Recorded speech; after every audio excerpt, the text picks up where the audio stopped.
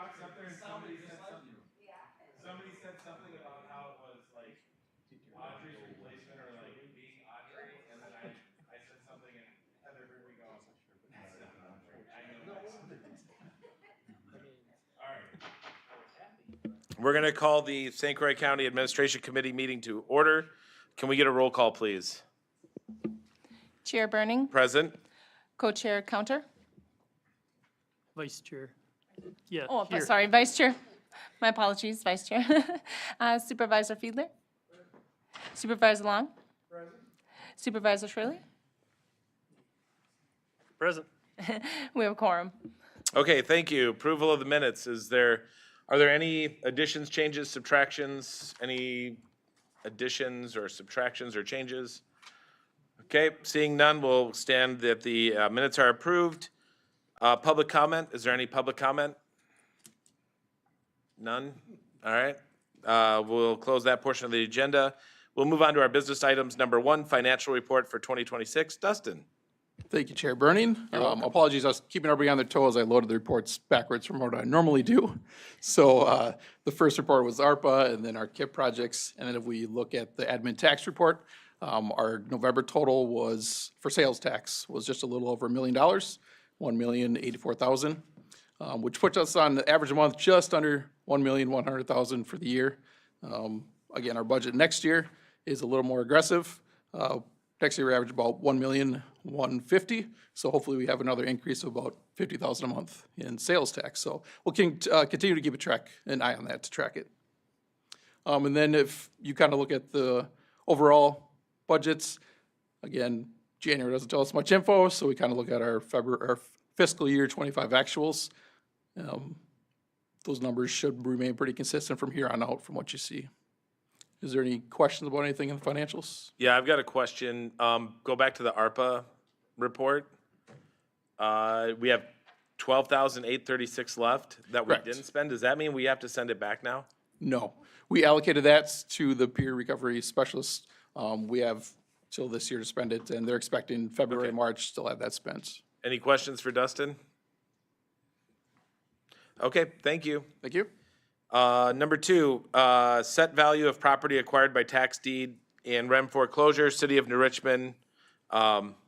Christine, County Clerk.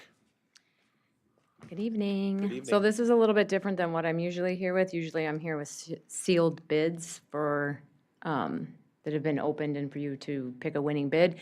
These, this 2 properties on these next 2 items are a little bit different in that they have a assessed value of $50,000 or more, which means the process is a little bit different, and I come to you to get the amount you want us to advertise for the minimum bid for this property. I did have a realtor, we did have a realtor go through the property, and all of his documents are in the packet. He is suggesting a starting opening bid of $117,675. The house, the assessed value of the house is $293,800. And we did spend $35,000 to $1,000 getting the house cleaned up. So How much did we spend? $35,000. It was something else. I couldn't even go into it when I first went. It was completely full of, you couldn't walk through it at all. Yeah, we can leave it at that. So we didn't condemn it, obviously, so it wasn't to that point. No, And it's at a point now where someone can inhabit it. yes. Okay. Yeah, they removed all the carpet. For free, they removed some of the cabinetry in the kitchen, and they just removed all the debris from it, all of the paper and. So now it's time to set that opening bid. So I see the suggested list price is $117. Mm-hmm. Like, that's the opening bid that you're saying we should start at? That's what the realtor suggested. Why would we go that low? He thought it was, he has everything in here, you know, he did a cost comparison with properties. What's that? Is that mainly, okay. I mean, he is very, Yeah. So, yeah, I think that's a fair price. Supervisor Keller? Oh, I'm not on. Now, With that price at 117, so you're saying just a little over 1/3 of the assessed value is what he's saying for an opening? I was looking at the other ones and that, if you go back to the pictures of the comparables, okay, that house, the nicer looking house at 311 North Green, that actually had a huge hole through the roof when that was purchased. And it went down and there was destruction to ceilings, there was destruction to the floors underneath. So that house actually, albeit it looks nice from this picture, but it was pretty rough when that was purchased, and that wasn't that long ago. And you can see it went over the asking price Sure. considerably. I'm just concerned, I know the house is considerably smaller. They have the one that was on high. I did not get to see that house when that one went on the market. Just concerned on that price. That's really low, but again, it is starting point.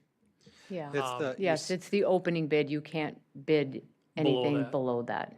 You can only bid that or higher. so this is the extra step. You're setting the minimum bid requirements. Normally, the property committee sets that if they're below 50,000 in value. So this is the extra step. You're setting what that minimum bid is, and then there's 2 steps after that. So you'll open bids, and bids over that you can consider. If there's any bids under that, they're thrown out, they're not considered. If nobody bids that price or higher, then we relist it without a floor, and you could accept any bid after that. So those are the next steps then from here. So what you're establishing is, what is the minimum bid that you would accept on this property? Yes, But it I'm probably sure does of have that. a psychology into what people Yep. pay. okay, any other comments? Supervisor Fiedler? I'm going to address a question to the corporate counsel, and I did not get a chance to review this with her beforehand, so if it's a question that you would like to semi-punt on, I accept that. But there's so much going on now with court decisions relative to duties of the county when they list homes. And there's at least one case was decided from Hennepin County a couple years ago, and then there's another case, I think, that's now pending from Michigan, I think.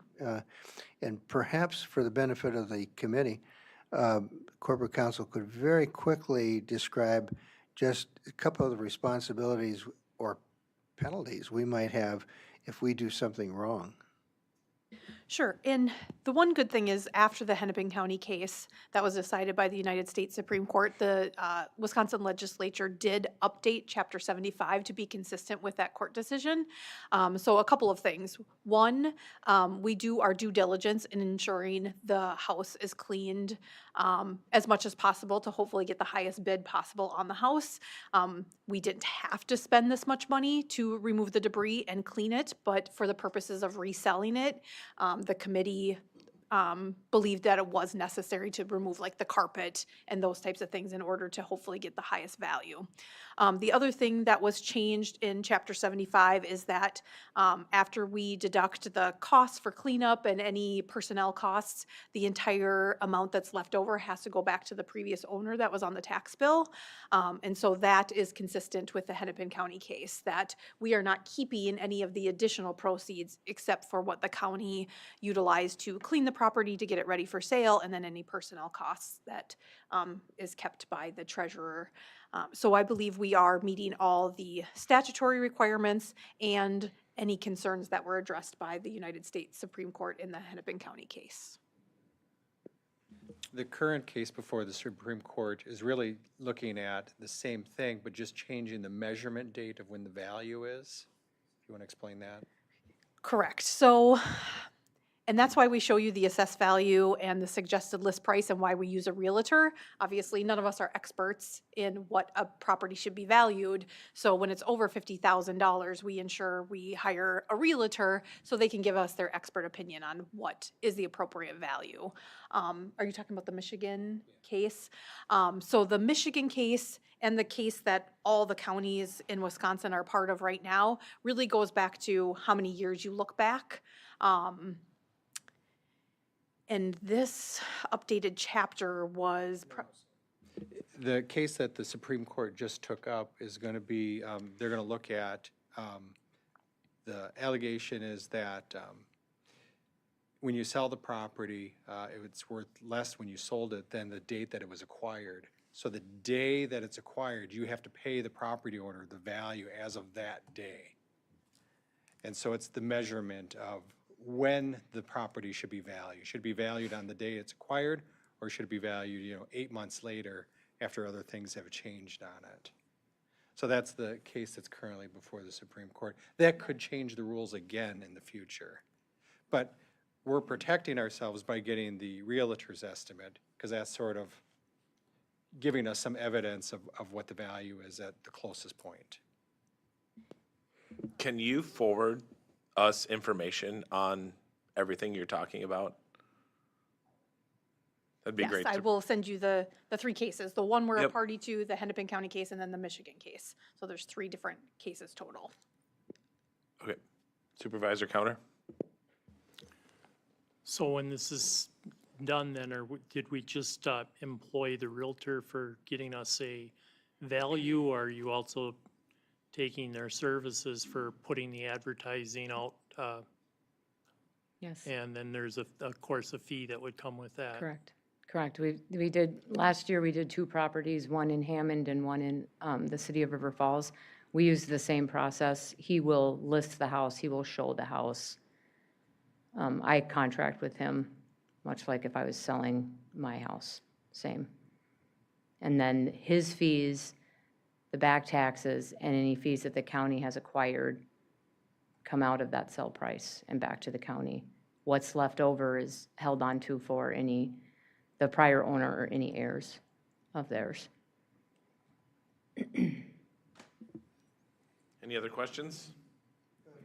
Yes, Supervisor Long. So if I understand correctly, it doesn't really matter what we sell it for, we're not gonna make any money on it. Right?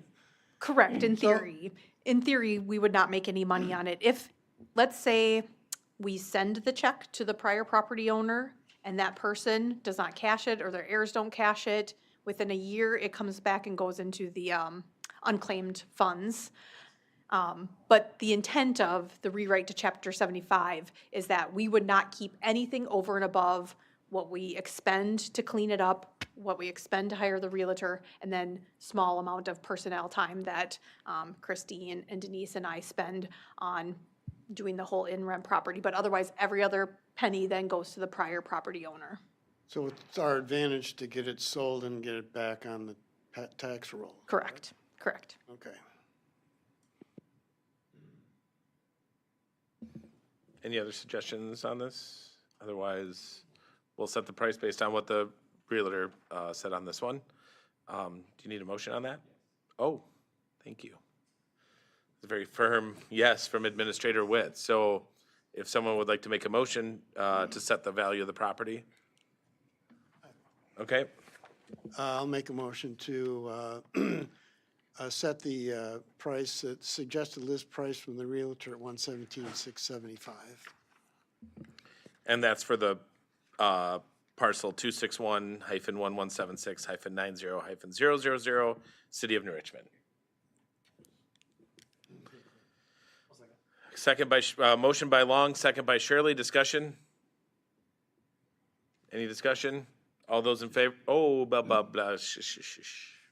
Supervisor Counter, discussion. My bad. Just want to make sure for clarification that what we're setting the minimum bid price, not the sale price. Correct, the minimum bid price, and then we'll do the sealed bids through the realtor. We open them up and we'll bring them all to you, back to the administration committee, to determine which bid the highest bid, or if there's adjacent property owners, all that goes into your consideration at that time. Just want to make sure that's what's understood from the motion. So, thank you. Okay, I'll do this a little bit more slowly. Is there any further discussion? Any further discussion? And I will call one last time as a courtesy. All right, all those in favor of the motion signify by saying aye. Aye. Any opposed, say no. Motion is approved unanimously.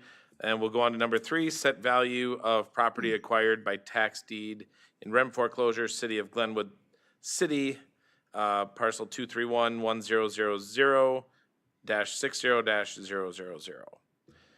So if you want to open up Sure. the discussion, and then we'll go to a motion, and then we'll discuss. Okay. Basically, the same situation. I did have a realtor look at, and he didn't find that it would be worth the cost for him to market it. It is, you can see from the photos, we did not have this property cleaned at all. It probably wouldn't have been worth the cost to have it cleaned. It's just going to be sold as is. It's only 25 feet wide, and the realtor did contact the city of Glenwood City and was told that while it can be updated or remodeled, it cannot be rebuilt. I know there are adjacent property owners that are very interested in this property to build a garage. I've been contacted by a couple. So the assessed value for this is $90,100. So again, your decision on setting a minimum bid for this. The realtor did suggest something between $10,000 and $15,000. What is our cost into it is like 7,000 is what's owed? Oh, there it is, right there. Yeah, and I think that's the 75. back taxes. Yeah. And assessments and Yep. fees is the $7,528. That's the total. That's the total right now. So if we set this at like 12.5 to get it moving, like we want this moving, and, Correct. okay, let's get a motion on the floor to bring this forward, and then we can just like, or do we want to set the price first? Should we set the price first? Yeah, we should set the price first. That's what I was thinking, Administrator Witt, thank you. Yes, Supervisor Counter. So looking at it, if we were to have a demolition, we wouldn't, but I'm saying if we looked at the demolition crew coming in and taking down the house, probably have about a $20,000 investment to level it, to make it back to a lot with sewer and water service to it. How much are lots in Glenwood going for? Improved lots? Well, when the realtor contacted the city, they said that it could not be rebuilt on. You can't build on it. You could remodel it, but they said they can't rebuild on that lot. You're saying consider a higher price because someone could take it and remodel it? They could take it and remodel it, but they'd have the cleanup costs. You know, I'm just looking, if we were taking what it would take to get it similar to the house in New Richmond and be able to go with it. You have the structure, you have the property, you have sewer and water connection. Is that only worth $11,000 in Glenwood? I just have a hard time with that. I think low of this a is price. a unique property, and that I think when you open the front door, it's just like a gaping hole to the basement. I don't think that, I mean, it's, I didn't go in it. One of our sheriff's deputies went in and locked it up and took the photos, but, yeah, I don't know. And I think the reason the city's saying that is because of the side yard setbacks and the setbacks from the streets. It's not a big enough lot to build. So if we were to, let's say, demolish the home, no one could rebuild it. Right now, it's a legal non-conforming use, so they can probably remodel it and still live in it. But I think it's so full of garbage. The roof, as you can see, it's probably not even all there. I mean, the most useful value of this parcel is probably for the adjacent property owners to buy it and build a garage. it would probably take quite a bit of money to remodel this to be livable, which I think is why the realtor said 10,000 to 12,000 is because you're gonna have, I mean, there's really not a plumbing in there, I don't think. Really a makeshift door. There's something wrong with the roof. So it was pretty bad. The chief deputy said that he didn't want to walk around very much because there was no lights in there. It's surprising that somebody was living there. And just to note, if I wasn't clear, there will not be a realtor involved in this. It will just be, the posting in the paper for sealed bids, minimum bid due, letters to adjacent property owners. Corporation counsel will take care of paperwork, like your office will take care of yeah, right? I mean, yeah, instead of a realtor. You good? So I can tell you the assessed value, what it says on like the county website is that the land value is $20,000. It says the building value is $70,000. I highly doubt that building is worth $70,000. No. So if you're wondering what a lot is in Glenwood City, it says 20,000 is what the land value is. The reclamation of it too, to even make it so that someone could make it into a driveway is gonna cost thousands. Okay, 12.5, 15, what do we think?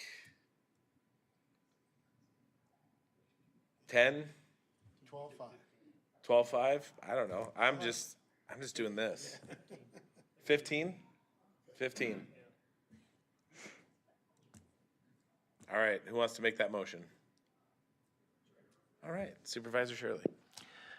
I make a motion that we approve the set value of $15,000 for the property in the city of Glenwood City, PIN number 231-1000-60-000. Minimum bid. Is there a second? Is second by Long. Discussion? Discussion? Any discussion? Okay, all those in favor of the motion for the minimum bid to be 15,000 on the parcel at City of Glenwood City, PIN number 231-1000-60-000, signify by saying aye. I said 15,000, right? Okay, and all those opposed say no. Motion is approved unanimously. Thank you. Thank you. Next up is consideration of reclassification request for HHS supervisor to behavioral health supervisor. And welcome back, Audrey. The real Audrey. Now is it on? Okay.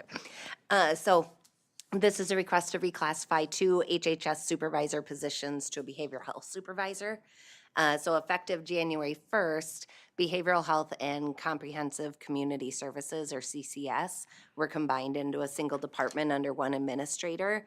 And currently, we maintain separate supervisor titles within what is now a unified department. So even though the scope and responsibilities of the supervisors are very similar, we have HHS supervisors and behavioral health supervisors now all working with the same group within the same department. So reclassifying the two positions promotes consistency in the leadership structure and would support a more unified department culture. Placement at the behavioral health supervisor 1 position would be cost neutral. So HHS supervisors, behavioral health supervisor 1, they're graded the same. And then any movement to a supervisor 2 position would be credential driven and consistent with how we do existing pay placement. Questions? Supervisor Counter. I guess the only thing concern as I read through everything that you had there, there's a considerable accountability and qualification levels that go into your new position. Do you have a format in place so that you now doing it this way, where you're putting this higher position there, that people would be able to train to get to that position for the future? Or are you looking that you're then only going to be able to take outside people to try to fill that position? No, so the behavioral health supervisor 1 and the existing HHS supervisor roles, I would say are very comparable. They have the same minimum requirements for the position. They manage the same type of staff, social workers, case managers, substance abuse, health crisis, things like that.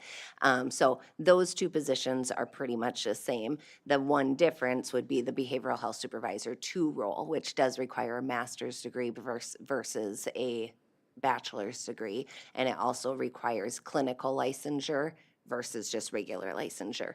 And so with that, when you start performing that role, then you're also clinically supervising employees that need that supervision as well. And so I've talked to the new department administrator of behavioral health, Rebecca Kerr, and we kind of talked about how do they get that training, right? Like if they've never clinically supervised before. And she said that that is just generally part of her role as an administrator to take that duty on. And once they've met those credentials, that it is her responsibility to train them to ensure that they're doing the clinical supervision correctly and have the knowledge and expertise to do that, which they have to have like 1,500 hours to even get that license. So that's a lot of training on the job as well. Does that answer your question? Great answer. Okay. Thank you. Welcome back. Any other questions for Audrey? All right, do we have a motion to bring this forward? Supervisor Counter? I would like to make a motion for the consideration of reclassification request for Health and Human Services Supervisor in CCS to Behavioral Health Supervisor. There's a motion by Counter. Is there a second? Second by Long. Discussion? Any discussion? Any discussion? All in those favor of the motion for consideration of reclassification request for HHS Supervisor CCS to Behavioral Health Supervisor, say aye. Aye. Any opposed, say no. Motion is approved unanimously. Thanks, Audrey. Next up, resolution supporting Wisconsin establishing a membership with the Multi-State Information Sharing and Analysis Center. John Allegro. Come on up.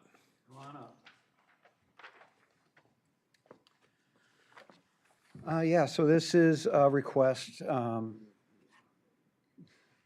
Recently, funding was cut for MSISAC at the federal level, so they put it on all the local organizations to subscribe. We were members of ISAC at the election side and on the infrastructure side for technology. All along, we've been paying a subscription to them. When funding was removed, they increased the price of membership. They made it a private organization now. So everybody, our subscription rates went from $2,500 a year up to $5,000 a year for the first year, and our renewal rate is now $10,000 going into 2026.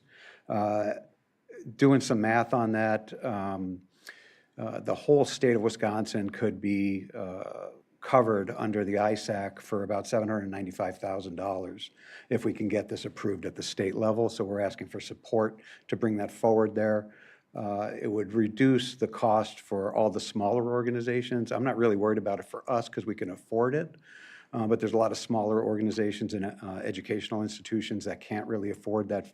It's a tiered structure, but it's between $1,500 and $1.9 million a year for the organization. So at $795,000, it covers everybody in the state, and you're just looking for support at the state level from you guys.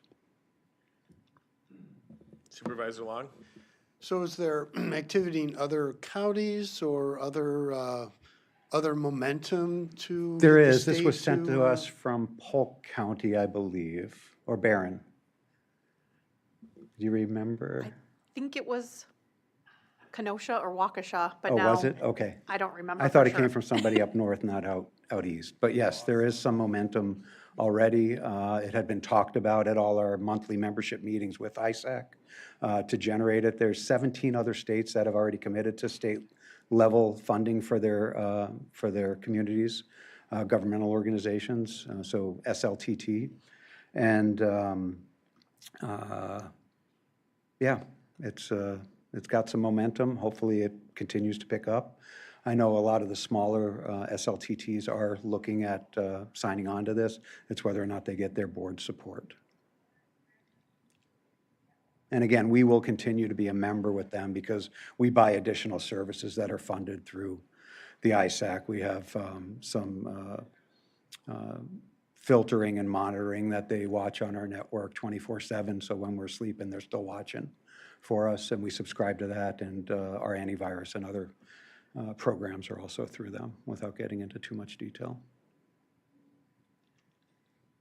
Any other questions for John? Otherwise, we'll take a motion on this. If you guys want to support it. Is there anyone that wants to make a motion?